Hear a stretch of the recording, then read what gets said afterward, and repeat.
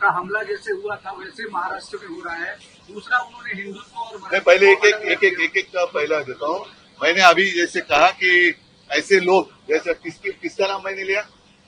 नहीं, पहला जो पहलगाम में जिन आतंकवादियों के साथ मराठी माणसाची ज्यांनी तुलना केली, ये तो गिरे हुए, मतलब उनकी कुछ तुलना किसी से हो नहीं सकती। और यही महाराष्ट्र के दुश्मन है, मराठी के दुश्मन है। और फिर मेरा सवाल यही है कि ठीक है, हम हमारा जो कुछ है देख लेंगे, लेकिन पहलगाम के आतंकवादी भाजपा में गए क्या? कहाँ गए? वो हिल कैसे नहीं रहे?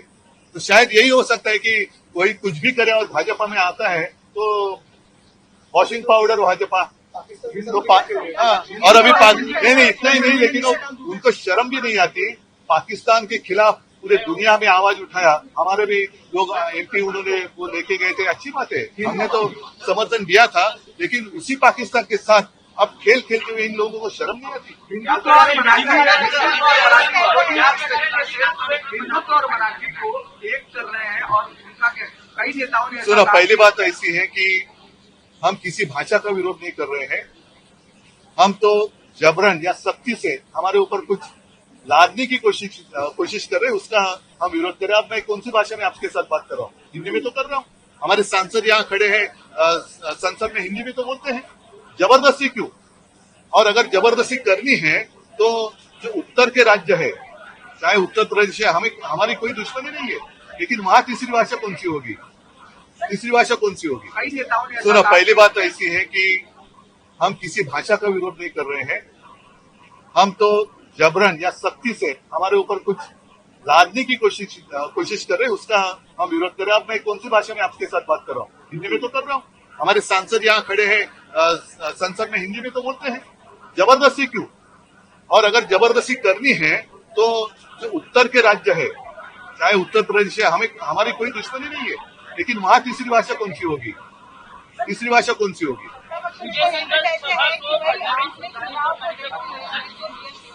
फिर उन्होंने जो जमावड़ा किया है वो नहीं, उन्होंने वो छोड़ दो। उन्होंने जो जमावड़ा किया है, सब गुनेगार और जो भ्रष्ट लोगों को इकट्ठा किया है, साथ लिया है, वो किसको देखकर किया है?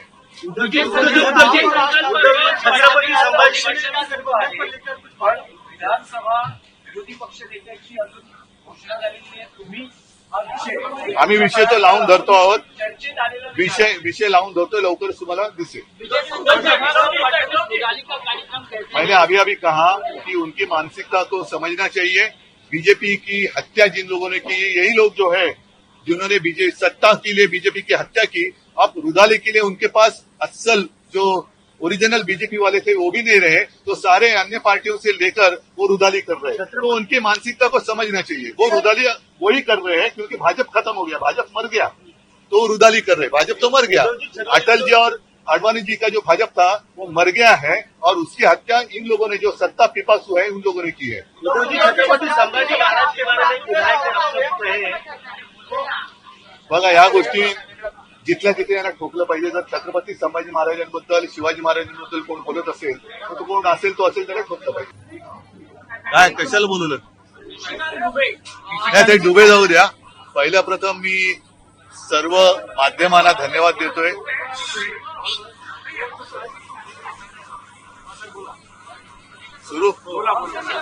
सर्वप्रथम मी सर्व माध्यमांना म्हणजे इलेक्ट्रॉनिक आणि प्रिंट मीडिया यांना धन्यवाद देतोय। याचं कारण असं की परवा महाराष्ट्राच्या मराठी माणसाच्या आनंदाचा क्षण हा तुम्ही फार चांगल्या पद्धतीने सर्वांसमोर आणलात, आणि मला माहिती आहे की माध्यमांमध्ये सुद्धा त्याच्यामुळे आनंद झाला। या आनंदाला आपल्या सर्वांनी पाठिंबा दिला, शुभेच्छा दिल्या, मी तर म्हणेन ज्येष्ठांनी आशीर्वाद दिले। तर सर्व माध्यमांना मी धन्यवाद देतो, आणि तमाम मराठी जनांना, आणि त्याच्यामध्ये खास करून मुंबई आणि महाराष्ट्रामध्ये मराठीसोबत इतर भाषिक सुद्धा जे गुण्यागोविंदाने नांदताय, त्यांनी सुद्धा मला सांगितलं की ये किया, आपने बहुत अच्छा किया। तर त्या सगळ्यांना मी मनापासून धन्यवाद देतोय। पण मराठीसाठी लढणाऱ्यांची तुलना भाजपचे नेते पहलगामच्या भाजपकडून काही विशिष्ट लोक आहेत की त्यांच्या बुडाला आग लागणं स्वाभाविक आहे, कारण भाजपचं राजकारणच तोडाफोडा आणि राज्य करा असं आहे. लोकांच्या घरांच्या होळ्या पेटवायच्या आणि त्याच्यावरती आपल्या राजकारणाच्या पोळ्या भाजायचा हाच भाजपचा धंदा हा आता संपलेला आहे. त्याच्यामुळे त्यांच्या बुडाला आग लागणं हे मी समजू शकतो. हा मराठी भाषा अस्मितेपुरता मर्यादित राहणार आहे की यापुढे राजकीय युतीसाठी तुमच्याकडून शेवटी महाराष्ट्रामध्ये मराठी ही राज्यभाषा आहेच. त्याच्यामुळे त्या भाषेसाठी जे जे करण्याची गरज लागेल महाराष्ट्रासाठी ते आम्ही करू. सबको मैं बात करूंगा, लेकिन इनका पूरा नहीं. उत्तर प्रदेश बिहारमध्ये मराठी महाराष्ट्राच्या माणसाने यावं आम्ही 50% मारून घेतली. ऐसे कुछ लकड़बग्गे है. उन लकड़बग्गे को मैं समझाना चाहता हूँ कि पहले हिंदी में उनको समझनी चाहिए ना बात, इसलिए मैंने लकड़बग्गा म्हणजे तरस. लकड़बग्गा म्हणजे तरस. आता भेड़िया म्हणजे पण तुम्हाला काय माहितीये. तर ऐसे कुछ लोग हैं जो यहाँ हम खुशी खुशी सब रह रहे हैं, उनके बीच में आग लगाने की कोशिश कर रहे हैं. उनको मैं कहता हूं कि आप कुछ भी कहें, आपको कोई यहाँ पहचानता नहीं तो आप अपना काम समझिए. तर असे जे कोणी जे आहेत त्यांचं म्हणजे मी खरं म्हणजे मी लक्कडबग्गा बोललो, त्या लक्कडबग्गाची मी माफी मागतो, कारण ते त्याही लायकीचे नाहीये ती लोक. त्यांचं टाळ्या घालणं हा उद्योगच आहे. आणि इकडे येऊन त्यांनी बघावं की आमचा कोणत्याही भाषेला विरोध नाही, पण भाषेच्या सक्तीला विरोध आहे. त्याच्यामुळे तुम्ही उगाच भाषिक वाद इकडे करू नका. आमच्याकडे सगळे आनंदाने राहत आहेत. अगदी सांगायचं झालं, आम्ही आता आतमध्ये बोलत बसलो होतो, माझ्या आमदारांशी मी बोलत होतो, तर शिवसेना आणि शिवसैनिक हे रक्तदान शिबिर असेल, अँब्युलन्स सेवा असेल, इतर काही सेवा असेल, सुविधा, इकडे आम्ही जातपात धर्म न बघता या गोष्टी करत आलोय. तर त्याच्यामुळे हे सगळे जे काही बाहेरची लोक आहेत हे इकडे आग लावण्याचा प्रयत्न करतात. त्यांनी त्यांचं घर बघावं, त्यांचा पक्ष जो मेलेला आहे तो पक्ष जिवंत होतोय का बघावं. मराठीसाठी लढणाऱ्यांची तुलना आशिष शेलार भाजपचे नेते पहलगाममध्ये दहशतवादी हल्ले आतंकवादी त्यांच्याशी करतात. हे मला असं वाटतं हेच महाराष्ट्राचे आणि मराठीचे मारेकरी आहेत, जे मराठी माणसाची, जो मराठी माणूस न्याय हक्कासाठी आपल्या घरामध्ये आंदोलन करतो किंवा आंदोलन करण्याची ज्याच्यावरती वेळ आणतायत, आणि त्यांची तुलना जे कोणी भाजपवाले पहलगाम मधल्या अतिरेक्यांशी करतायत, हे म्हणजे मराठी माणसाचे आणि मराठी भाषेचे मारेकरी आहेत. आणि या मारेकऱ्यांना मराठी माणसाने आता ओळखलं पाहिजे. हे मराठी भाषेचे मारेकरी आहेत. आणि मग जर का त्यांनी विषय काढलाच असेल तर पहलगामचे अतिरेकी भाजपामध्ये गेले का हे त्यांनी सांगावं. मिळत कसे नाहीत हे पहलगाम मधले अतिरेकी गेले कुठे?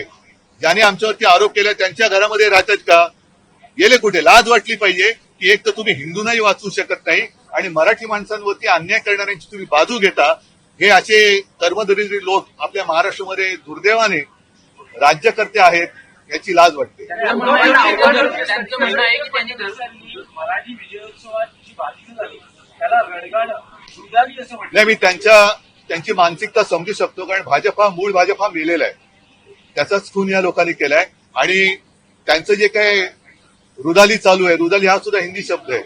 त्याच्यामुळे ते जे काय ऊर बडवायला त्यांनी बाहेरच्या पक्षातले, अगदी आमच्या पक्षातले सुद्धा ऊर बडवे घेतलेत, काँग्रेसचे ऊर बडवे घेतलेत, राष्ट्रवादीतले ऊर, सगळे देशभर इतर पक्षातले ऊर बडवे घेतलेत. कारण भाजपा मेलाय. मूळ जो भाजपा होता, ज्याची शिवसेनेबरोबर युती होती, तो भाजपा या लोकांनी मारून टाकला.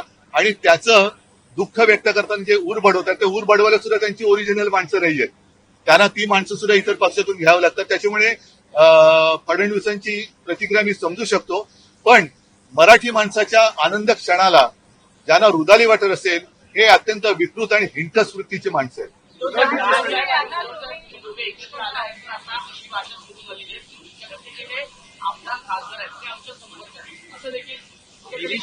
बघा, आम्ही एकत्र आल्यामुळे मी पहिलंच म्हटलं की यांच्या बुडाला आग लागलेली आहे. त्याच्यामुळे ती बुडाची आग दाखवता पण येत नाही आणि सगळ्यांसमोर शमवता पण येत नाही. करणार काय?